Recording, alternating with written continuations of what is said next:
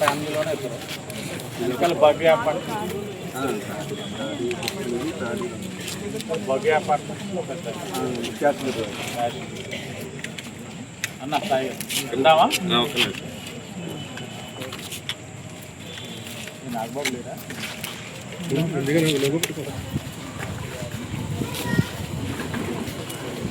Light light light light light slow అందరికి పోయిపోయింది అమ్మగారు ఎవరు కూడా సర్వైవల్ ఎలాగంటే వీళ్ళకి ఈ పాలు వేయించుకొని ఇష్టం పాలు ప్యాకెట్ అలవాటు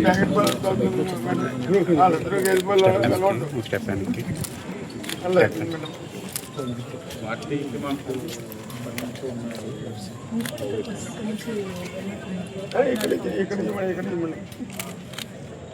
మా అమ్మగారు మా వాడు ఇద్దరు ఒకే ఫ్యామిలీ ఇద్దరు వాళ్ళిద్దరు నాకు ఇంకెవరు లేదు నాకు చూసినట్టు చూసుకునేవారు మేడం కిడ్నీ ఎలా చూస్తామో అలా చూసేవారు మదర్ చాలా మా మదర్ 88 ఉన్నా 10 నిమిషాలు లేట్ అయితే బదులు దారా కొట్టేసారు ఇప్పుడే కొడతారు.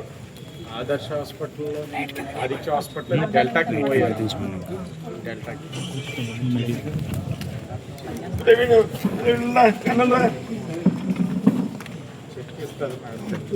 కొంచెం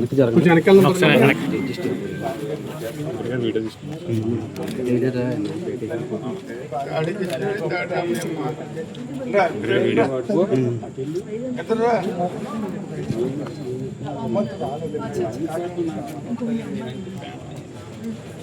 ఎంత కాలం చేస్తామా పట్టుకోండి మేడం మేడం ఒకసారి పట్టుకోవాలి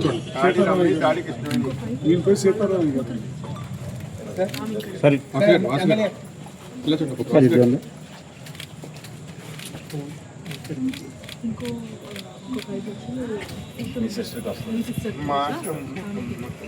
ఆమెది కూడా ఇక్కడికి మీకు ఇచ్చేస్తాం అక్కడ ఇమ్మంటే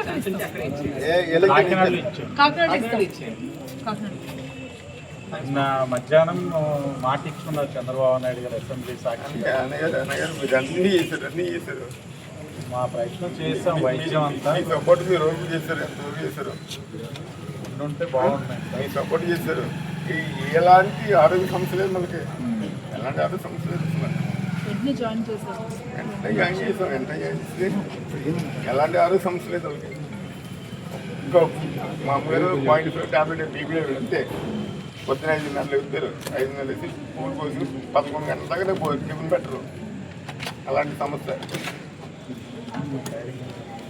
అన్నగారు మీరు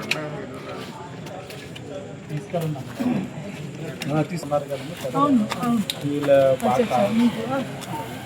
ఆల్రెడీ పెట్టిన ఖర్చు డైరెక్ట్గా పేషెంట్కి రీఇంబర్స్ చేసేస్తాము. ఇప్పటి నుంచి పెట్టే ఖర్చు హాస్పిటల్కి ఎల్ఓసి అని ఇస్తాం రేపు కానీ ఇచ్చేస్తాము. సో ఎక్కడ కూడా ఇబ్బంది అంటే ఫైనాన్షియల్గా కూడా ఎట్టి పరిస్థితుల్లో హాస్పిటల్కి కూడా మేము వాళ్ళకి కాన్ఫిడెన్స్ ఇచ్చాము. సేమ్ టైం ఆల్రెడీ పెట్టిన ఖర్చు కూడా రీఇంబర్స్ చేస్తాం. అది కూడా ఈరోజు రిపోర్ట్ వెళ్ళిపోయారు, రేపు వచ్చేస్తాం. పెట్టిన ప్రతి రూపాయి కూడా ప్రభుత్వం బాధ్యత. ట్రీట్మెంట్ ప్రోటోకాల్కి సంబంధించి రవిరాజ్ గారు వచ్చారు. సో ఆయన ట్రీట్మెంట్ కూడా మాడిఫై చేసి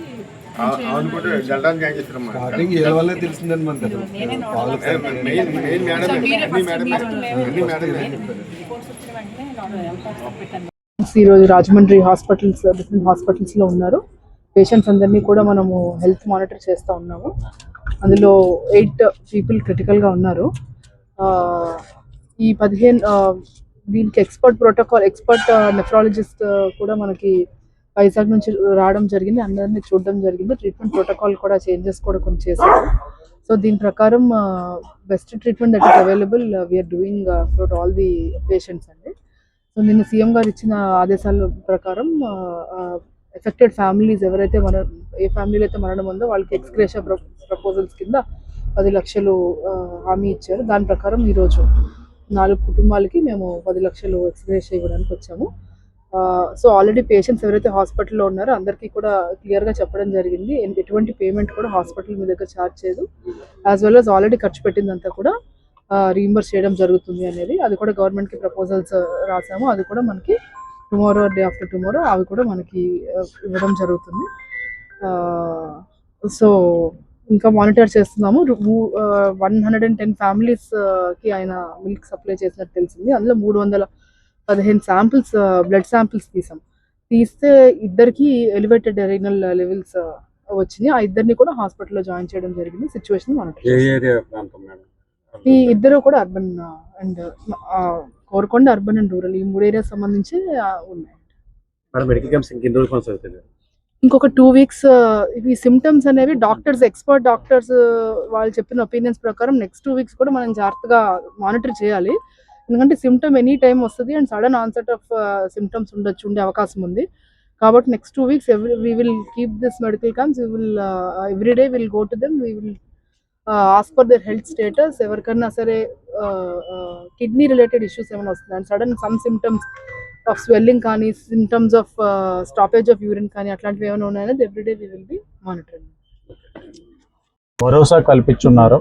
రాజమహేంద్రవరంలో ఈ పాలు కల్తీ వ్యవహారంలో మరణించిన వ్యక్తికి 10 లక్షల ఎక్స్గ్రేషియా, అలాగే బాధింపబడి ట్రీట్మెంట్ కొనసాగుతున్న వారికి ఏ విధమైన ఆర్థిక పరమైన భారం కలగకుండా ఆ ఖర్చు అంతా కూడా ప్రభుత్వమే తీసుకుంటుంది బాధ్యత అని చెప్పిన దానికి అనుగుణంగా ట్రీట్మెంట్ పొందుతున్న సుమారు 11 మంది ట్రీట్మెంట్ పొందుతున్న వారందరి యొక్క ఎక్స్పెన్సెస్ కూడా ప్రభుత్వమే బాధ్యత తీసుకుంటా ఉంది. ఇప్పటి వరకు ముఖ్యమంత్రి గారు నిన్న మధ్యాహ్నం అనౌన్స్ చేస్తున్నారు అసెంబ్లీలో. అప్పటి వరకు ఖర్చు పెట్టింది కూడా వాళ్ళకి రీఎంబర్స్ చేసే బాధ్యత, ఎవరైతే ఖర్చు పెట్టారో పేషెంట్ అటెండెంట్స్, అది కూడా వాళ్ళకి రీఎంబర్స్ చేసే బాధ్యత కూడా ప్రభుత్వం తీసుకుంటా ఉంది. నిన్న మధ్యాహ్నం అంటే ఈ రోజుకి కరెక్ట్గా ఒక రోజు దాటింది. ఒక రోజు దాటిన వెంటనే కూటమి ప్రభుత్వం ఇచ్చిన హామీని అమలు చేస్తూ ఆ కుటుంబాలకి భరోసా కల్పించే విధంగా కూడా ఈ రోజున చర్యలు ముందుకెళ్తా ఉన్నాం. ఓ పక్కన మనం ఇచ్చిన హామీకి అనుగుణంగా చనిపోయిన వారి కుటుంబం 4, ఆ 4కి కూడా ఇప్పుడే 10 లక్షల చెక్కులు అన్నది మేము జిల్లా యంత్రాంగం మేము అందరూ వెళ్ళి ఇవ్వడం జరుగుతూ ఉంది. మరో పక్కన ట్రీట్మెంట్ పొందుతున్న వారు ప్రతి ఒక్కరిని సంప్రదిస్తా ఉన్నాం. ఇప్పటి వరకు మీరు ఖర్చు పెట్టింది ఎంత అన్నది కూడా నిర్ధారించుకుని అదంతా కూడా వాళ్ళకి రీఎంబర్స్ చేసే ప్రాసెస్ స్టార్ట్ అయింది.